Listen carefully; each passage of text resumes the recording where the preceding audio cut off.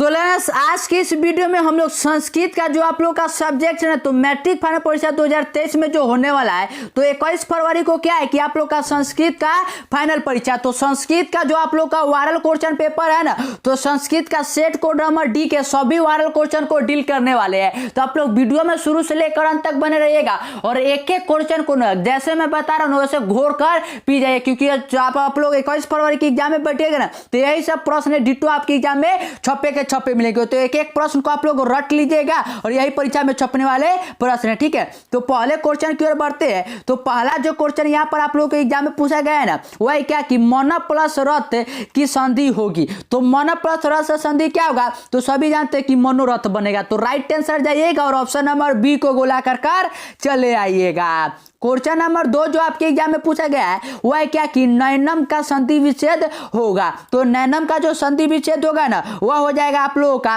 कि ने प्लस अनम। तो राइट आंसर बी हो जाएगा। क्वेश्चन नंबर 3 जो पूछा गया है वह है क्या कि अ प्लस ई से कौन सा नया वर्ण बनेगा। तो अ प्लस ई से जो नया वर्ण बनेगा ना, याद रखिएगा कि यह बनेगा ए। तो राइट आंसर ए हो जाएगा। क्वेश्चन नंबर 4 जो पूछा गया है वह है क्या कि यदि प्लस अपी से किस संधि का उदाहरण है। तो यदि प्लस अपी जो ना, यह किस संधि का उदाहरण है, तो जाइएगा और जहां पर स्वर्ण संधि होगा ना, उसे आप लोग गोला कर चले आइएगा।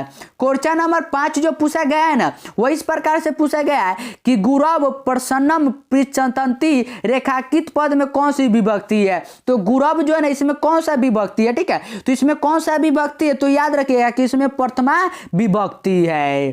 क्वेश्चन नंबर 6 जो पूछा गया है आपके एग्जाम में वह क्या कि रागी किस विभक्ति का रूप है। तो रागी जो है ना, रागी या किस विभक्ति का रूप है, तो याद रखिएगा कि यह सप्तमी विभक्ति का रूप है। क्वेश्चन नंबर 7 जो आपके एग्जाम में पूछा गया है वह क्या कि अस्मद स्वरनाम किस शब्द का षष्ठी विभक्ति है। तो अस्मद स्वरनाम जो है ना, किस शब्द का षष्ठी विभक्ति है, तो याद रखिएगा कहां पर आप लोगों को अस्माकम मिले ना, उसे जाकर गोला कर लीजिएगा। क्वेश्चन नंबर 8 जो आपके एग्जाम में पूछा गया है वह क्या कि नदीसु गंगा पवित्राम अस्ति वाक्य में रेखांकित पद में कौन सी विभक्ति, मतलब कि नदीसु पूछा गया है कि यह कौन सी विभक्ति है, ठीक है। तो नदीसु जो है ना, यह सप्तमी विभक्ति है। कौन है, सप्तमी। तो राइट आंसर जाइएगा और ऑप्शन नंबर बी को गोला कर चले आइएगा। क्वेश्चन नंबर 9 जो आपके एग्जाम में पूछा गया है वह कि भवामी किस धातु का रूप है। तो भवामी जो है ना, ये किस धातु का रूप है, तो याद रखिएगा जो ये भवामी है ना, ये किस धातु का रूप है, तो यह भू का रूप है, ठीक है। क्वेश्चन नंबर 10 जो आपके एग्जाम में पूछा गया है वह है कि जही किस लकार का रूप है। तो जही किस लकार का रूप है, तो याद रखिएगा कि जही जो है ना, यह लोट लटकार का रूप है। तो राइट आंसर सी हो जाएगा।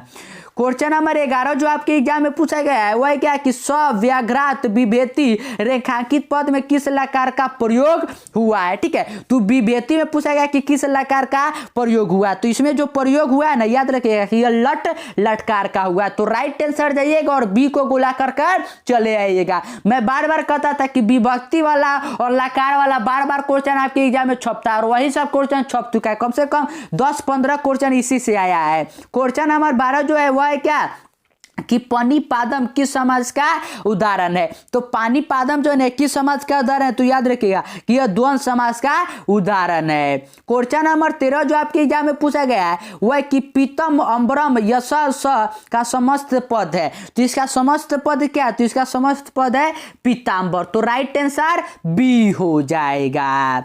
क्वेश्चन नंबर 14 जो आपके एग्जाम में है वह क्या कि प्रतिदिनम का विग्रह करे। तो प्रतिदिनम का जो विग्रह होगा ना, याद रखिएगा कि दिनम दिनम इति हो जाएगा। क्वेश्चन नंबर 15 जो आपके एग्जाम में है वह कि अव्ययभाव समास का सही उदाहरण, इन चारों में अव्ययभाव समास का सही उदाहरण कौन सा हो जाएगा, ठीक है। तो अव्ययभाव समास का उदाहरण क्या होता है, जिसका पूर्व पद प्रधान होता है। तो यहाँ यथाशक्ति जो है ना, वह अव्ययभाव समास है। तो राइट आंसर ए हो जाएगा। क्वेश्चन नंबर 16 जो है वह क्या कि रामेन स सीता वनम गतवती वाक्य रेखांकित पद में रामेन में तृतीय विभक्ति विधायक सूत्र है, ठीक है। तो रामेन का तृतीय विभक्ति जो विधायक सूत्र है ना, वो याद रखिएगा कि यह सहार्थ तृतीय। तो राइट आंसर ए हो जाएगा। क्वेश्चन नंबर 17 जो आपके एग्जाम में पूछा गया है वह है क्या कि अपादान कारक में किस विभक्ति का प्रयोग होता है। तो अपादान जो कारक होता है ना इसमें किस विभक्ति का होता है, तो याद रखिएगा कहां पर आप लोग को पंचमी मिले ना उसे जाकर गोला कर दीजिएगा।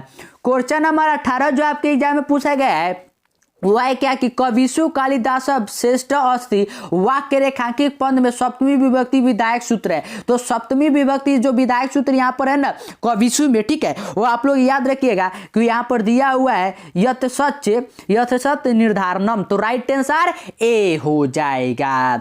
क्वेश्चन नंबर 19 जो है ना वह है क्या कि डॉट डॉट नमम किस स्थान की पूर्ति रिक्त स्थान की पूर्ति किस पद से होगा। तो किस पद से होगा, तो यहाँ पर पद जो होगा ना हो जाएगा गणेशाय। तो राइट आंसर बी हो जाएगा।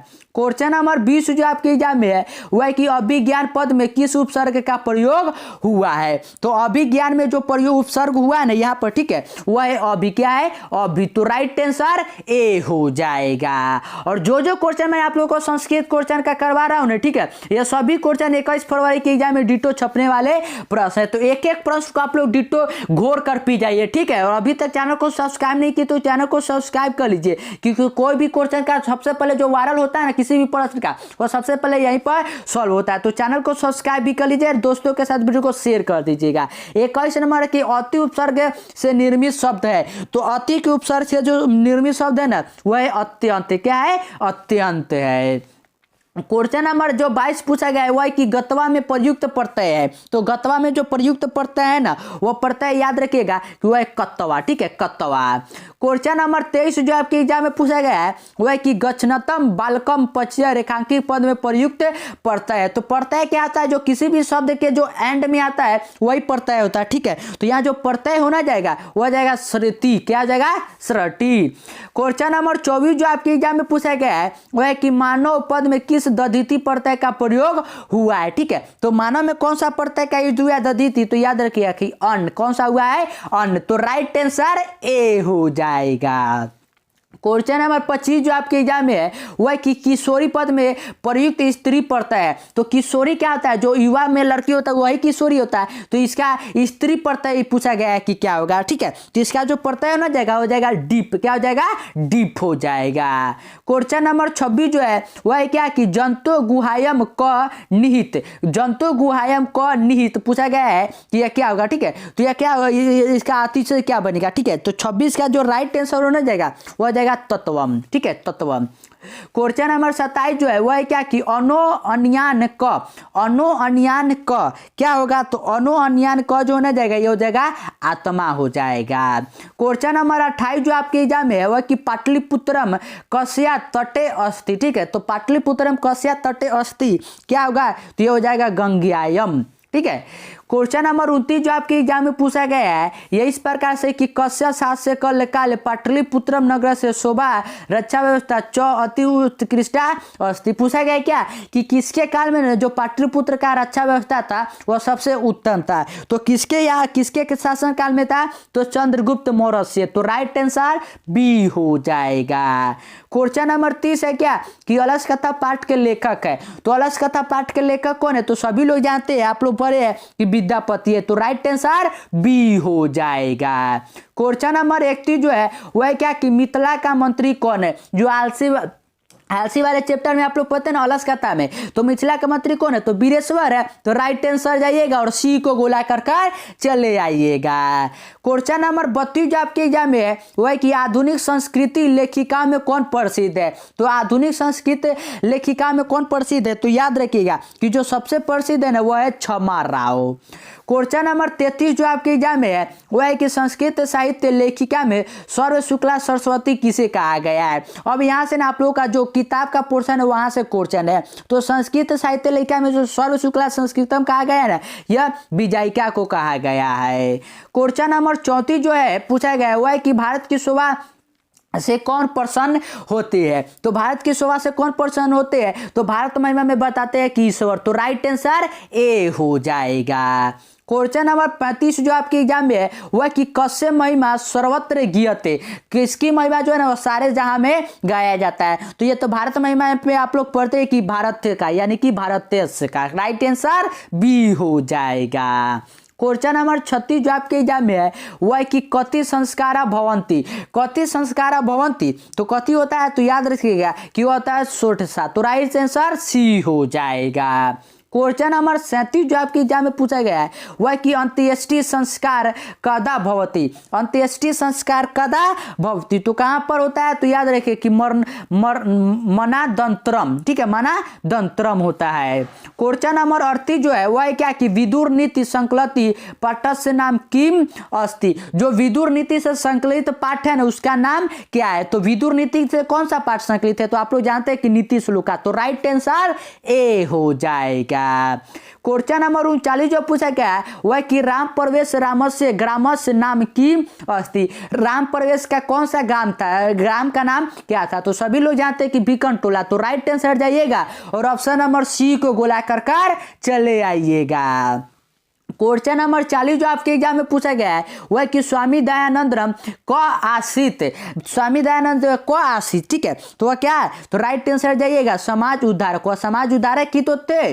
क्वेश्चन नंबर 41 जो आपके एग्जाम में पूछा गया है वह कि मंदाकिनी की वर्णम पाठस रचनाकार क। तो मंदाकिनी वर्णम पाठ के रचनाकार कौन है यही पूछा गया है। तो इसके लेखक कौन है तो वाल्मीकि। तो राइट आंसर जाइएगा और ऑप्शन नंबर बी को गोला कर चले आइएगा।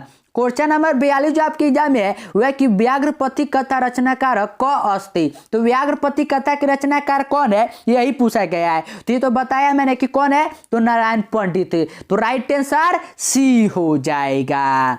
क्वेश्चन नंबर 43 जो आपके एग्जाम में है वह कि सूर्यपुत्रम क अस्ति। तो सूर्य का पुत्र कौन सा है यह पूछा गया है। तो सूर्य का पुत्र तो हम लोग जानते हैं कि कर्ण था। तो राइट आंसर बी हो जाएगा। और एक एक क्वेश्चन को ना आप लोग जल्दी से घोर कर पी जाइए क्योंकि एग्जाम 3 दिन बाद से ही आप लोग का एग्जाम स्टार्ट हो रहा है। तो आप लोग तो जिस सब्जेक्ट का एग्जाम रहेगा उसी में फंसे रहिएगा। इसलिए अभी अब समय है 3 दिन में जितना 2 दिन में रटना है उतना रट लीजिए और उसके बाद तो जिस दिन एग्जाम होगा उस दिन तो पढ़ना ही पढ़ना है। तो सभी क्वेश्चन को आप लोग रट लीजिए और अभी तक चैनल सब्सक्राइब नहीं किए तो चैनल को सब्सक्राइब कर लीजिए।